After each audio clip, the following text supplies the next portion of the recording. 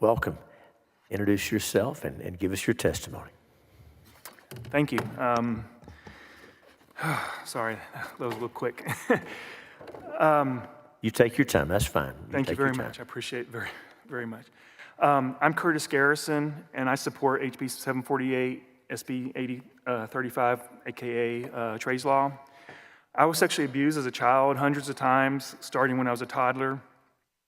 I have zero tolerance for any kind of sexual abuse. NDAs and statute of limitations are not zero tolerance. If you want to protect children, you can't protect predators. I was first sexually abused by my adopted dad, Flynn H. Garrison, who was sexually abusing my adopted sisters, and adopted brother. We all moved out before we were 15 and 16 years old. And then there's more foster kids than this that were sexually abused, and of course that's me in the center. I'm also one of the 82,209 Boy Scouts.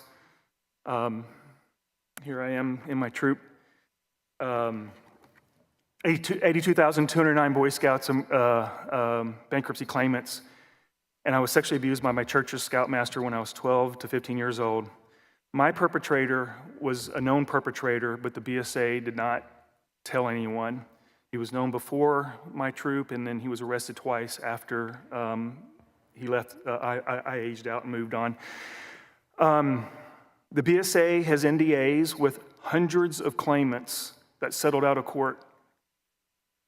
They have NDAs with their employees, or they will lose their pension and benefits. There are over 82,000 claimants because the BSA did not report predators for over 100 years. Claimants are dying every month at the rate of around 100 a month, waiting for justice. In Texas alone, there are 5,369 claimants in the BSA bankruptcy. The BSA was told about a perpetrator on average every other day, and they hit them, several thousands, and they are still hiding the perpetrators, thousands of them, despite the bankruptcy, which was filed 5 years ago, February 18th, 2020, and we're still fighting them for justice. Sorry. In 2010, sorry. You take your time, that's fine. I clear my throat. That's fine, you take your time, you're fine. In 2010, Gary Lewis, a survivor of 17 BSA survivors sexually abused in his troop, he didn't sign an NDA, and instead the BSA unusually went to trial. Trying to catch my breath, sorry. Thank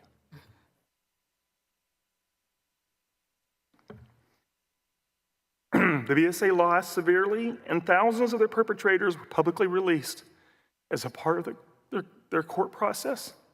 And for the first time ever, they were released publicly, and one of them was my perpetrator. And as soon as I found that out, this was 2010, I was a Boy Scout in 2012. 1982. I felt vindicated, and this helped me be one of the survivors that made the BSA bankruptcy happen. Where is Roger Crone and Glenn Pounder from the BSA? Where is Joe White after the Kanakuk tried to justify their use of NDAs? They should be here if they really cared about children. They should rescind NDAs and help eliminate statute of limitations.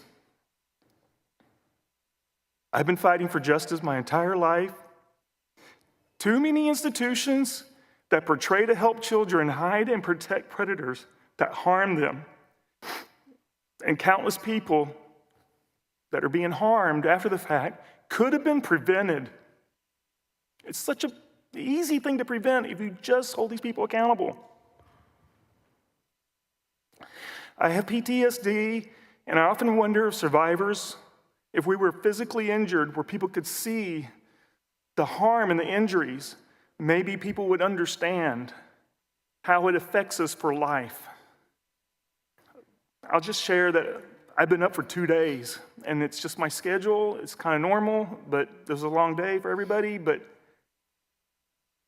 I can't sleep normally. You wake up in the middle of the night, like pounding a pillow like your house is on fire, and you don't even know why you are having that issue. It's hard on relationships and keeping a job.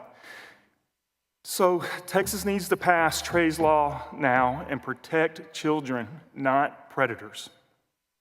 Thank you. Thank you. Mr. Garrison, thank you. Thank you for your testimony. Thank you for being here.